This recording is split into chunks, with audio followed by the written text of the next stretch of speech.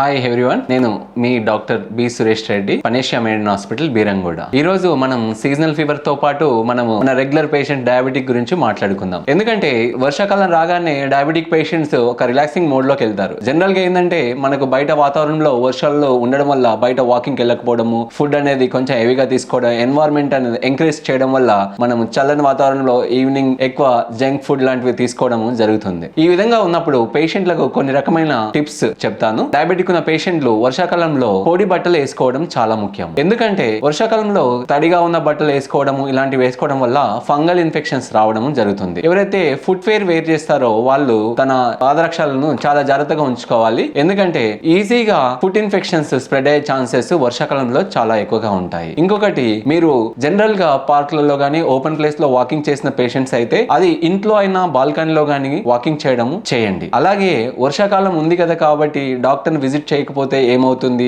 మనం sugars frequent గా check చేసుకోవడం కూడా తగ్గిస్తారు. మీరు కంపల్సరీ ఫ్రీక్వెంట్ గా డాక్టర్స్ దగ్గర విజిట్ అవ్వడం కూడా చాలా ముఖ్యం. మీరు వాడే డాక్టర్ రాసిన మందుల్ని జాగ్రత్తగా వాడుకుంటూ ఈ చిన్న టిప్స్ ఉపయోగించుకోవడం వల్ల మీరు మీలో చాలా పెద్ద మార్పు తీసుకురాగలుగుతారు. Thank you.